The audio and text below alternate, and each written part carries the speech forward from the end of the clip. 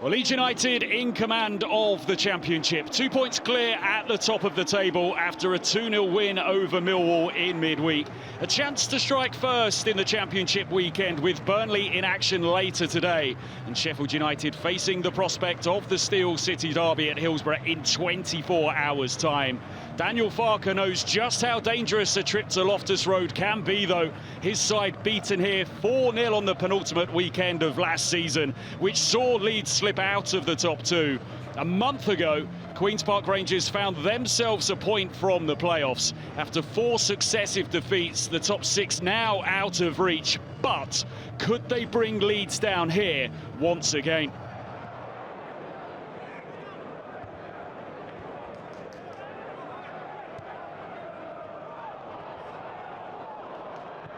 Pirou's going to take it on, just got underneath it a touch too much, but it shows the confidence, David, of a player to take it on as it sat up the way it did there for Joel Pirou.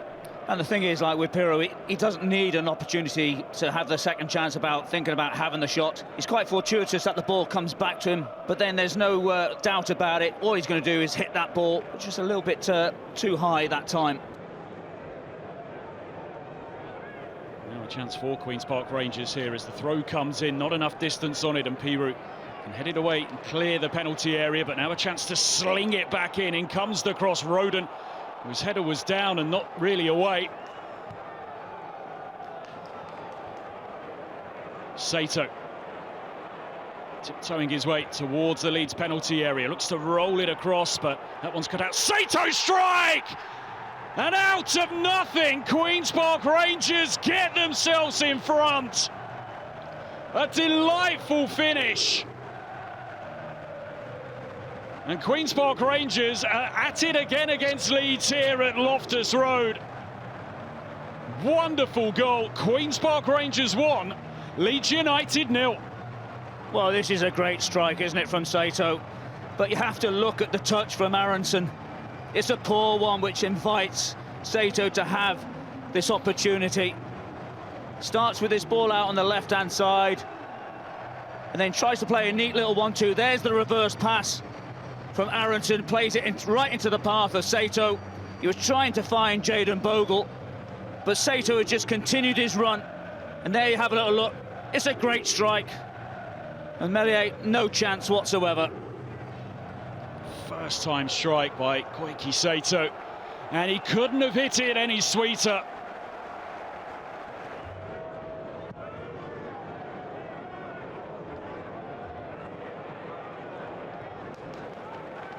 Stroud just to thump it out for a throw, and an opportunity perhaps here for Queen's Park Rangers to hurl this one in. Forward comes Coke.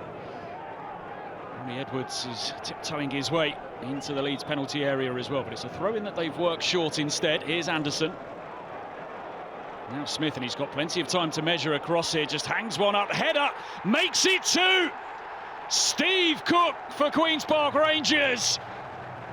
What a first half they are having.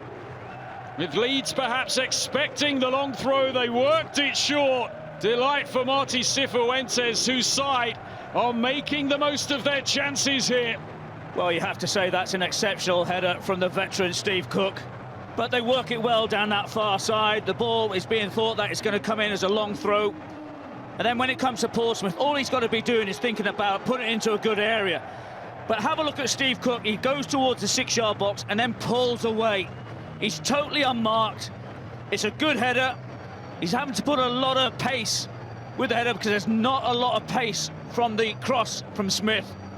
There he is, he's unmarked, just kisses off the near post and into the back of the net. Hands high from Martí Cifuentes, but there'll be an inquest surely in the Leeds changing room over that second goal. Nobody pressurising Smith, who had plenty of time to cross, and then Cook left all alone inside the penalty area. Here's Bogle, he is going to have a go. Puts his effort over the top. Well, this is a waste as far as I'm concerned. Isolated 1v1 against Parle. I think that's the one where you just stand that ball up towards the far post. And I think that's just a little bit of frustration coming out from the Leeds players.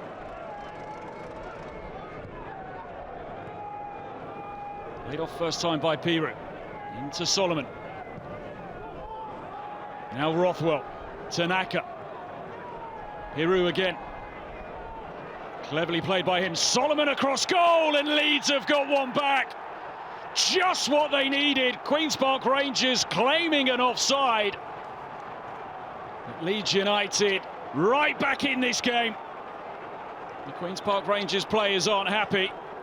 Steve Cook making the point. It's going to be really interesting to see this again.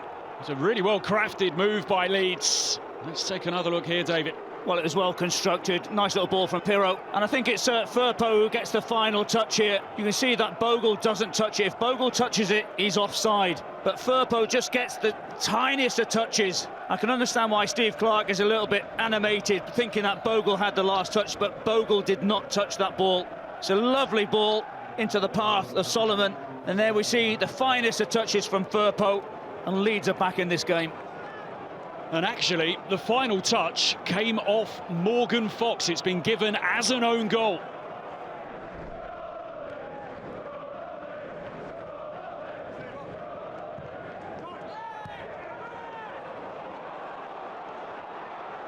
Here's Michael Frey for Queen's Park Rangers. Fires his effort at goal, drags it wide in the end.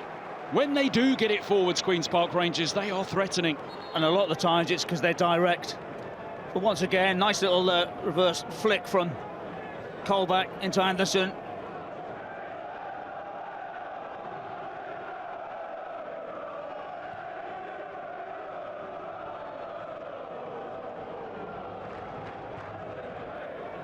Nonto able to turn and able to thread it forwards. Cross takes a deflection. Solomon denied by Nardi, but Bogle is there. And from 2-0 down, Leeds bring it back to 2-2. Just the start they were looking for in this second half. Real spirit being summoned by Daniel Farke's side, who believe they can go on and win this game. Well, as I mentioned about Leeds United, about not having many opportunities to get in behind the QPR back unit. This time they do it once again, and you have to say it's a great save to start off with from Nardi. But there's the ball from Nonto into the path of Daniel James. Here's the good save from Nardi, but Bogle, look at his positioning. He's by the 6-yard box, middle of the goal, as a right back, and calmly slots it past the QPR goalkeeper. Didn't give Paul Nardi a chance there as he made sure he put his effort right into the corner, out of the reach of the goalkeeper. Leeds fighting back. Eden Bogle.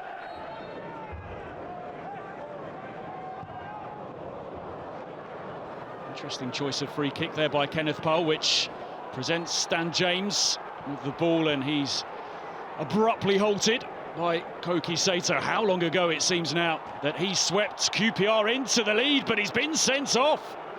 Red card shown by Tim Robinson. QPR, for the final 3 minutes or so of this afternoon, are going to be a player short. Let's have another look here where you can see why. Referee gets that right. It's not a nice challenge at all by Sato. Studs on the calf of Dan James. When I first saw it, I wasn't too sure, but when you see it from that angle, and that's the angle that the referee saw it from as well, absolutely spot on.